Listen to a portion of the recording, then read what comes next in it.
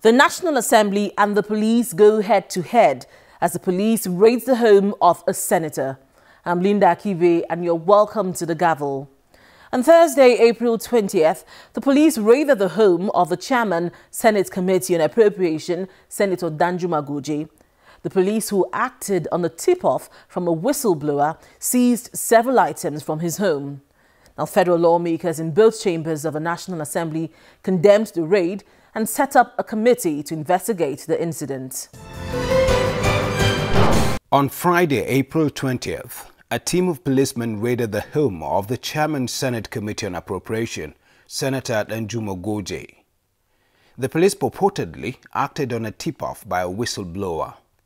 Days after the police raid, Senator Danjuma Goje brought the matter up at Wednesday's legislative proceedings. He gave a vivid account of the raid on his residence by the police.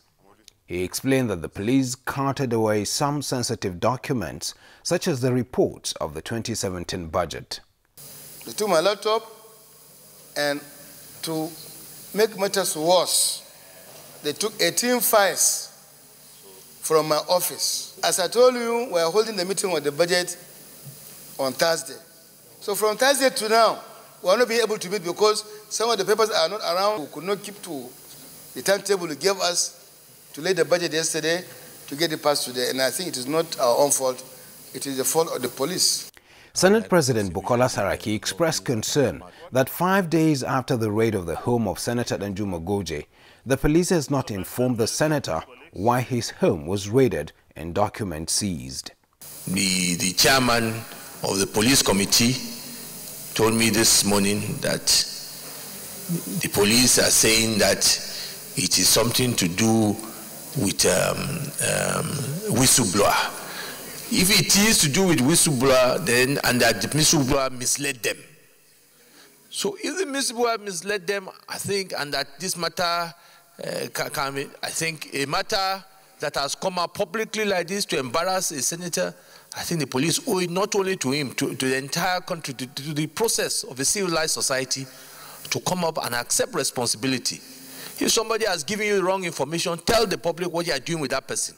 Meanwhile, the House of Representatives also resolved to summon the Inspector General of Police over the raid on the home of Senator Danjuma Goje. The House reached this resolution after a debate on a motion raised by a lawmaker calling on the House to check the excesses of security agents. The House called on the Inspector General of Police to return all the documents relating to the 2017 budget which the police seized from Senator Goje's home. However, as if the Inspector General of Police got wind of his summon by the House of Representatives, the police boss paid a visit to the leadership of the Senate after plenary.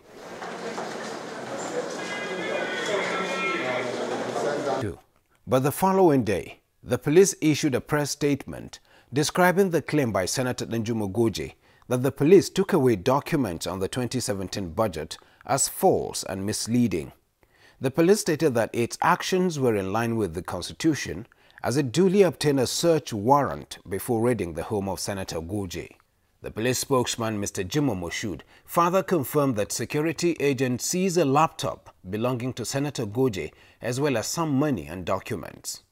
In an interesting twist, the day after, on Thursday, April 27th to be specific, the police returned the laptop, documents and money seized from Senator Goje's home. The senior special advisor to the President on National Assembly matters, Senator Itainam, in a press statement, confirmed this to journalists. He stated that the presidency has waded into this matter between the National Assembly and the police with the intention of resolving the dispute. For the third time, the suspended secretary to the government of the Federation, Mr. Babachir Lawal, has shunned a Senate panel investigating the alleged contract scandal involving the presidential initiative on the Northeast. Now, the committee, headed by Senator Shehu Sani, had fixed Thursday, April 27th, for Mr. Lawal to appear before the panel after failing to appear last month. These chairs in a Senate hearing room are intended to seat the suspended secretary to the government of the Federation, Mr. Babachir Lawal, and his team. But after a while, it was clear that Mr. Babachir Lawal would not be making an appearance. This is the third time Mr. Babachir Lawal has refused to appear before this committee investigating the humanitarian crisis in the Northeast and the role the Presidential Initiative for the Northeast has played in addressing the crisis. We thought that now that he is under suspension, he could have had enough time to come over here. You can see he's not here. So as far as we are concerned, we will certainly go ahead and present our report to the floor of the Senate based on the facts, the figures we have with us in our disposal. The committee, in an interim report adopted by the Senate in December 2016, accused Mr. Babachir Lawal of using his position to award a contract to a company he had interest in under the Presidential Initiative for the Northeast.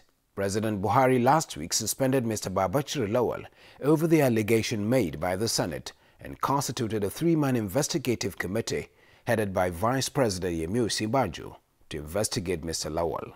Meanwhile, the House of Representatives has directed its Committee on Public Safety and Intelligence to investigate the large sums of money recovered by the Economic and Financial Crimes Commission from a luxury apartment at Osborne Road in Ikoyi, Lagos State, so as to understand the source and actual owners of the funds.